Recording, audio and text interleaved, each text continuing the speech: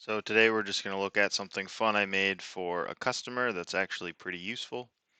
So what I did was I made these IO override functions. Um, so what it does is if you're in auto, it will take the regular input and translate it to your IO.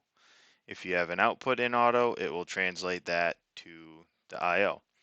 Now say you had a sensor that was bad, or you were trying to do commissioning and you didn't have the sensors that you actually needed. You could click the on button, and then because I have the green button tied to the motor start, you'll see that the motor actually started.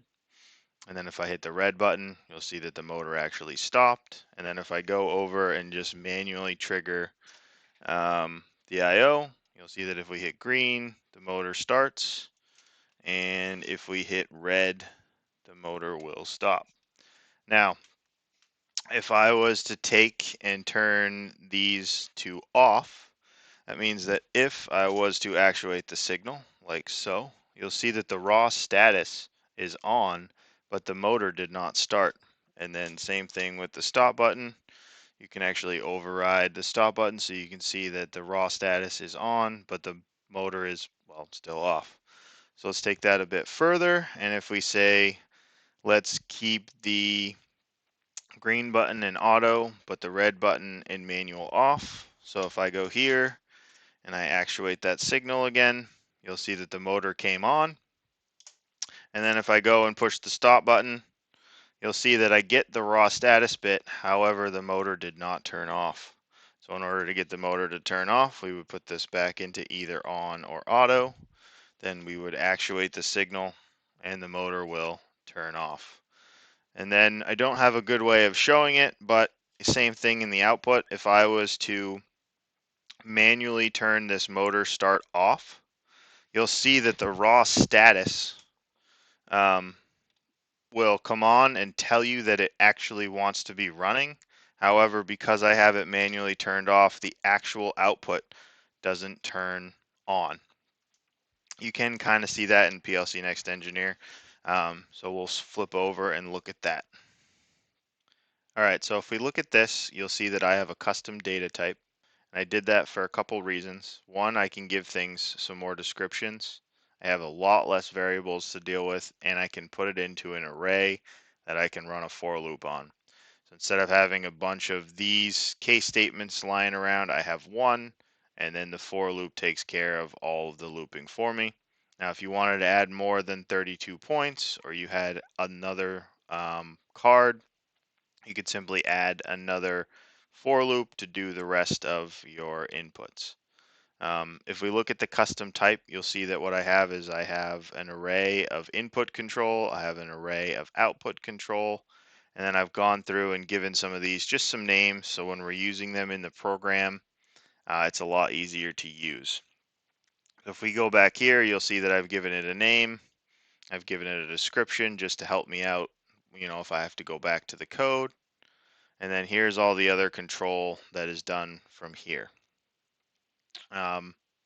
If we're looking at the outputs, it's basically the same thing. We have the name, the description. We just have a couple of these things flipped around because we're doing output control instead of input control.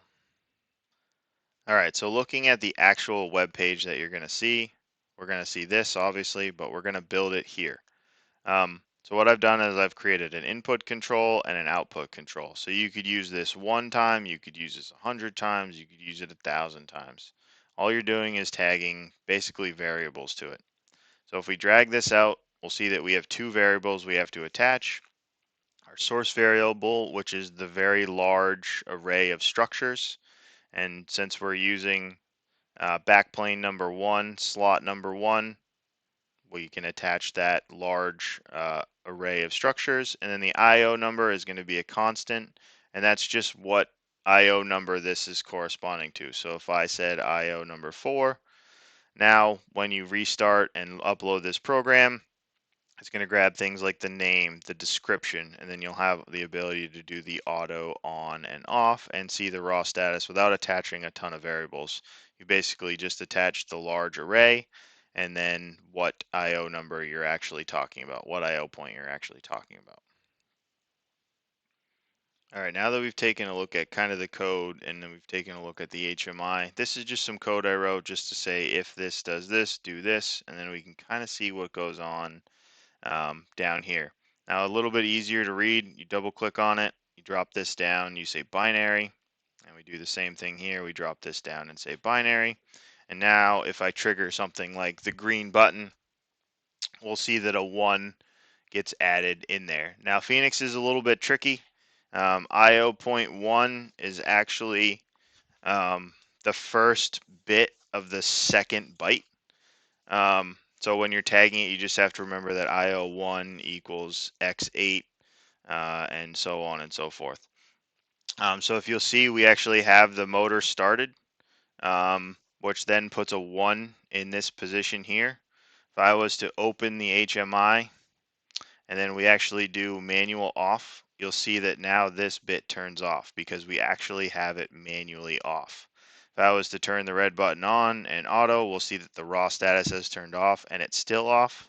However, if I want to turn it on, all I have to do is click on, and now that is a 1 no matter what. So this really allows you to do a ton of troubleshooting. It allows you to override sensors. So say you needed to get a plant up and running and you didn't want to get into the code, but you knew that the up button wasn't working anymore.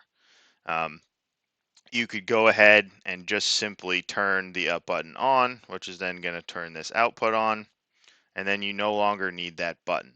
You can bypass that button for the time being and still allow the PLC to run. Now that we've played around a little bit with it, I just want to show you how you actually tag it inside of these cards. Now, when you're inside of a digital output or a digital input card, you'll see that we have a couple of options. We have this large bit string, and then we have the individual inputs and outputs. To make my life a little bit easier, I like to use the word because it does all 16 variables or all 16 inputs or outputs in one word.